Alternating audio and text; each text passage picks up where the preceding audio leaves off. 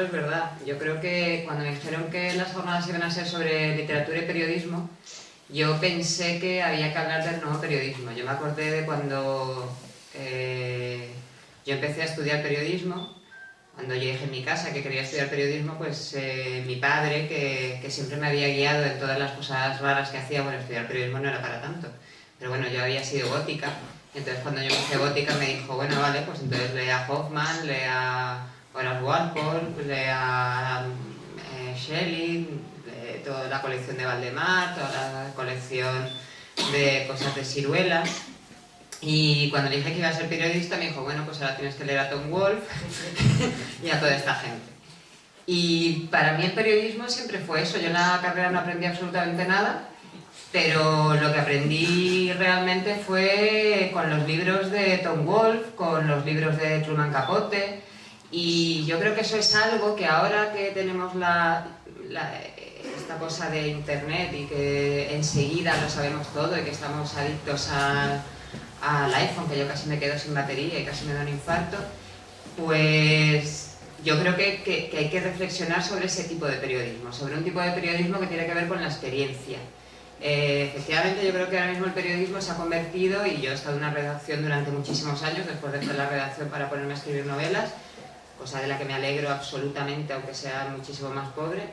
Y en una redacción yo ya lo veía en aquella época, o sea, en aquella época estábamos 14 horas en una redacción haciendo nada, porque lo que hacíamos se podía hacer en 4 horas, pero la cosa era la noticia. Y ya entonces, en el Pleistoceno, hace 20 años, era absurdo que se hablaba de la noticia, o sea, la noticia ya se sabía por la radio, por la televisión, y yo ya en aquella época, tímidamente, que tenía pues 20 muy pocos años, le comentaba a mis jefes que, bueno, porque no hacíamos reportajes extensos, porque un diario no tiene que servir para dar la noticia porque ya lo sabe. Y ya con internet, o sea, yo creo que los diarios ahora mismo se quejan de que no venden, de que no sé qué, de que no sé cuántos, pero es que el papel para lo que tiene que servir es para hacer reportajes amplios y para volver a ese nuevo periodismo que yo creo que se ha abandonado totalmente, y a esos grandes reportajes, y a profundizar sobre las noticias. La noticia ya se sabe. De pronto oía a un jefe echarle la bronca a uno porque no había metido una noticia. Digo, pero esto es tan absurdo. O sea, todo el mundo sabe que ya ha pasado eso, lo que hay que hacer es reflexionar. Entonces, a mí el nuevo periodismo me pareció especialmente interesante por una parte, porque fue algo que hicieron periodistas y escritores de la contracultura. A mí la contracultura siempre me ha parecido que ha sido un germen a lo largo de toda la historia, pero especialmente en los 60, el germen de después la alta cultura, entre comillas, y trataban una serie de temas que estaban muy al límite y que tenían que ver mucho con su vida. En el periodismo se habla mucho de la objetividad, y yo creo que evidentemente en la crítica periodística sí que tiene que haber una cierta objetividad. O sea, no tienes solo que guiarte por tus gustos, sino valorar que a lo mejor eso no te gusta, pero que está bien hecho, que puede gustarle a alguien. Pero yo creo que cuando uno hace un artículo y cuando va a dedicar un mes de su vida, que esto es como un sueño para cualquier periodista, bueno, espero que sea para cualquier periodista, porque he conocido periodistas que no quieren hacer ese tipo de cosas, pero bueno. Pero en teoría la vocación periodística lo que te hace es querer estar un mes investigando sobre un tema y que forme prácticamente parte de tu vida. Pues estos escritores y periodistas que escribían en sitios como el Rolling Stone, sí que se centraban y elegían temas que a ellos les interesaban. Y yo creo que eso es lo interesante del periodismo, que también es lo interesante de la literatura. Centrarte en un tema que te apasione. Y si te centras en un tema que te apasione, vas a investigar sobre él por encima de cualquier otra cosa. Yo creo que es mucho más importante que el periodista, y este concepto yo creo que no se tiene muy en cuenta, tiene mucho que ver con lo literario, porque hay pasión en eso que se escribe, y después lo vas a escribir de una forma mucho más literaria y no de una manera aséptica. Que los periodistas propongan los temas y que los periodistas estén en la cama. ¿Ahí en la cama? Estén en la calle. Pero es que con gripe estoy yo pensando. No piensen más. Que estén en la calle. El otro día lo ponía... Que no estén dormidos. Que no estén dormidos en la cama. No, pero el otro día lo ponía en Twitter y ponía que los periodistas estén en la calle. Y era como, ¿por qué? Por los seres. Y yo, no, hombre, no, que están en la calle con las noticias. En la calle ya sé que están... Pero que eso, que los periodistas tienen que estar en la calle y tienen que estar investigando. Aquí en este libro que recomiendo, pero me imagino que está descatalogado, pero bueno, yo lo recomiendo por si alguien lo encuentra. ¿En alguna biblioteca pueden estar? A lo mejor está en esta biblioteca. A mí me hace mucha gracia una cosa que, bueno, me hace gracia y me parece fundamental para entender este tipo de cosas, ¿no? Que esto es algo que si ahora se lo explicáramos a alguien que esté en una redacción de un periódico, sobre todo de un periódico por internet o cosas de estas, pues que no entendería en absoluto un seco, sino un escritor que cuenta, en este libro vienen los artículos que salen en Rolling Stone y después los autores cuentan cómo hicieron aquel reportaje o por qué lo hicieron. Y entonces Robert Palmer de pronto se queda fascinado con los Master Musicians of Yayouka, que es algo que a mí también me fascinó cuando era, yo creo que a todos los que nos ha gustado la generación Beat hemos querido investigar sobre ellos, que son unos músicos que viven en el Atlas de Marruecos.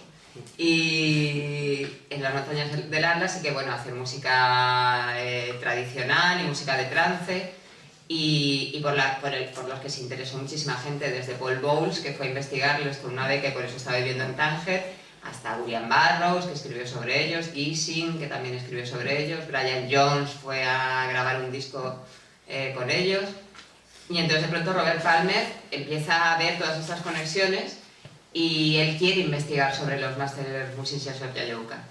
Entonces dice, bueno, ¿cuál es la mejor forma? Normalmente esto yo creo que tiene que empezar en la juventud, o en la juventud o tener un espíritu joven, que son dos cosas que a veces no tienen nada que ver con la edad. Y entonces él dice, bueno, ¿cuál es la mejor forma de yo investigar sobre esto y sacar dinero para hacerlo?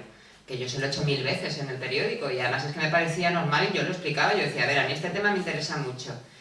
Por pagarme un viaje, voy allí, gastaré poco, pero lo voy a hacer mucho mejor que si me encarguéis una cosa que no me interesa nada. Y yo animaba a los becarios a hacer eso. Y entonces, bueno, pues este se va allí. Y entonces en la crónica que cuenta sobre lo que había ocurrido, dice que por fin le dan $500, que él es un inconsciente que no tiene ni idea de que con eso se tiene que pagar el viaje, que va en un carguero con hippies que van a Marruecos y con los padres de los hippies que van a buscar a sus hijos que se han ido anteriormente a Marruecos y que al final termina en otro sitio de Marruecos sin ir al tiempo gastándose todo el dinero. Pero bueno, ese es el primer acercamiento que hace, ¿no? Y entonces después ya va recopilando información y ya se decide a hacer el artículo. Y todo esto, que yo creo que también queda muy bien reflejado en la película esta de Casi Famosos, que yo creo que es sobre una gira de rock and roll, yo creo que es muy bueno para entender cuál era el criterio del Rolling Stone. O sea, si esto ocurría, pues tampoco era un gran drama, era como, bueno, pues se ha gastado el dinero, bueno, pero ya era el artículo, y al final hace un artículo maravilloso que viene aquí reflejado y es fantástico. Y sobre todo este asunto, y en especial sobre, bueno, él menciona este caso como uno de los más llamativos, uno de los editores y de los fundadores del Rolling Stone, Jan S. Wenner, habla un poco de cuál era el concepto que tenían ellos para seleccionar los temas y para seleccionar los reportajes. Entonces dice, como se publicaron unos 4.000 grandes reportajes a lo largo de 26 años, hemos tenido que dejar en el tintero textos excelentes. Por eso he de decir que me siento inmensamente orgulloso de todo el talento que se ha volcado en Rolling Stone durante años. En palabras de Lawrence Wright, se trata de brujos literarios que han hecho una pira de las convenciones periodísticas y de los tabúes sociales para conseguir nuevas formas de decir la verdad. Larry, que se unió a nosotros como auxiliar de edición en 1985, describe de este modo la responsabilidad que asume un escritor serio al aceptar un encargo de Rolling Stone. No solo ha de decir la última palabra sobre un tema, sino que el enfoque ha de ser descarado y el estilo vigoroso. El criterio que yo establecí desde la primera edición era más elemental y menos elegante. La historia ha de tratar de algo interesante e importante, no será un duplicado de lo que puedas leer en cualquier otra parte. Has de ir allí e informarte desde las mismas entrañas del infierno, lo que significa que has de apasionarte y sentirte implicado, arriesgarte, escribirlo bien, tan extenso como sea necesario.